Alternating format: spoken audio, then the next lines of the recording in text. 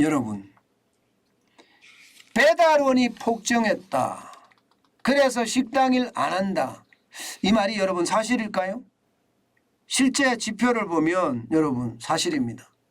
2019년 대비 음식점 종사자 감소 수를 보세요.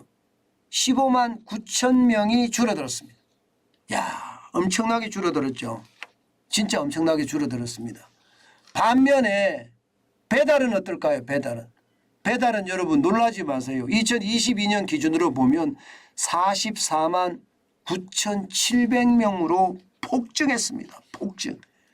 2019년 34만 3,400명에 비하면 무려 말입니다. 31%나 늘어난 숫자예요. 100만 명이 늘었습니다. 100만 명. 100만 6천 명이 죄송합니다. 10만 명이 늘었습니다. 10만 6천 명이 늘었어요. 난리도 아니죠. 옛날 같으면 배달보다는 식당에서 알바하면서 돈 버는 게 일상사였는데 지금 배달 쪽으로 그렇게 많은 사람들이 쏠려갔다는 뜻이에요.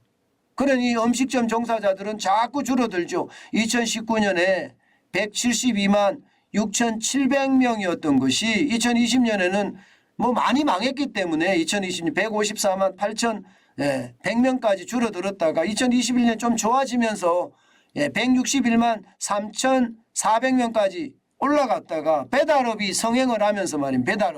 배달업이 성행을 하면서 이게 식당 쪽엔 줄어듭니다. 156만 7,800명으로 줄어듭니다. 그러면 여러분 이게 배달업 쪽에서 늘어나니 사실 여러분 다 난리예요. 다 난리예요. 사람 없다 사람 없다. 세계적으로도 마찬가지지만 우리 같은 경우가 유독 심합니다. 식당에서 일할 사람 없다. 그죠? 예, 중소기업에서 사람을 구하려고 해도 구할 데가 없다.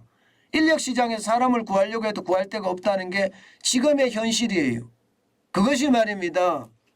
배달이라는 게 코로나19라는 그런 특수한 상황 속에서 굉장히 폭발적으로 성장했기 때문이에요.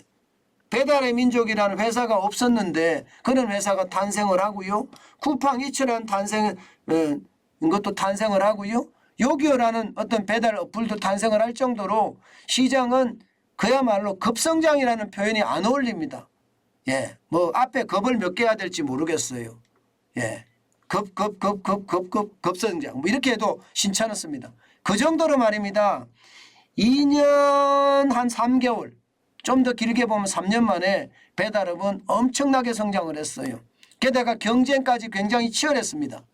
이게 배달의 민족이 1등을 가고 있으니까 저거 무너뜨려야 돼 하면서 쿠팡이츠가 만들어 놓고 사람들을 끌어가기 시작했습니다.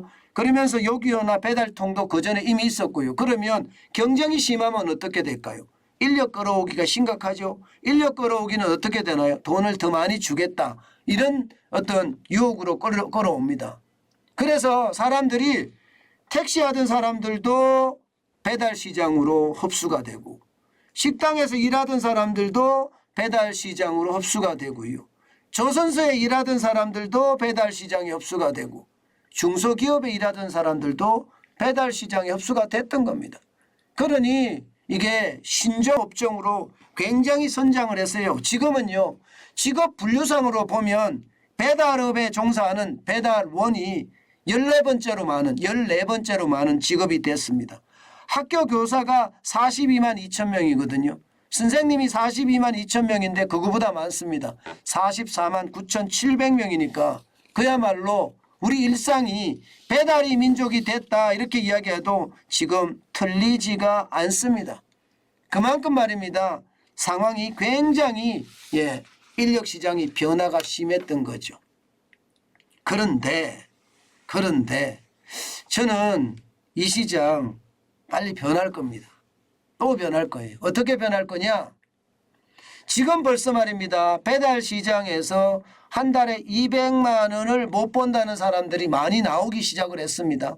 한 달에 200만 원을.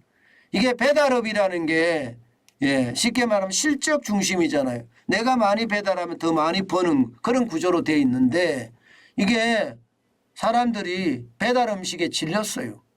이제는요 배달해서 먹는 것보다 가서 먹으려고 해요. 저만 하더라도 배달 음식 못 먹겠더라고요. 예.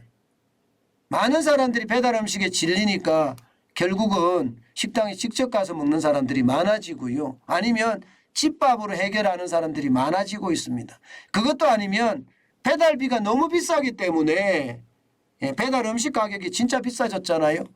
예, 그러니까 그냥 편의점에 있는 도시락을 이용하는 사람들도 점점 많아지고 있습니다. 그러면 여러분 결국 말입니다. 이 배달의 어떤 시장도 줄어들 거예요.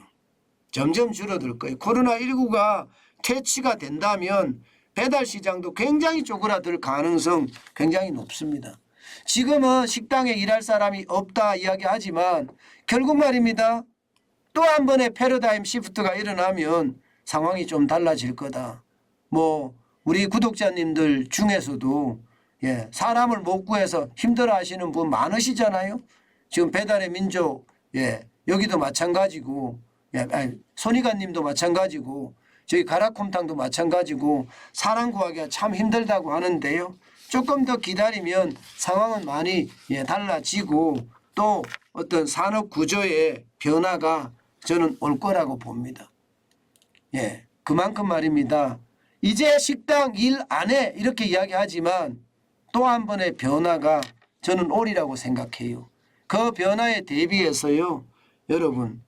여러분들의 어떤 그 사업을 더 단단하게 더 강화시키는 방법 저는 찾아가야 된다고 생각합니다. 언젠가는 물가도 떨어질 거예요. 물가가 계속 올라가지는 못합니다. 당분간 어렵겠죠. 그렇기 때문에 어려운 기간에 어떻게 버텨낼 것인가 그에 대한 고민이 그 어느 때보다 필요하고요. 예, 이 어려운 기간을 버텨낸다면 결국 언젠가는요. 물가도 떨어지고 예, 전체가 좀 좋아지는 예, 다시 말해서 수익률이 더 높아지는 그런 시기가 올 거거든요. 그때를 대비하는 것 저는 굉장히 중요하다고 생각을 합니다. 아마 정부도요. 여기에 대한 대책들 지금 뭐 택시에 대한 대책을 나오는 것만 하더라도 예, 쉽게 말하면 돈 더 줄 테니까 배달업에 갔던 사람들 돌아와라 이렇게 지금 이야기하고 있는 거잖아요. 그렇죠? 그러니까 인력시장의 개편 또 개편이 일어나고 그 개편 속에 재편까지도 만들어지지 않을까 저는 그런 생각해 봅니다. 참 경제라는 게 오묘하죠.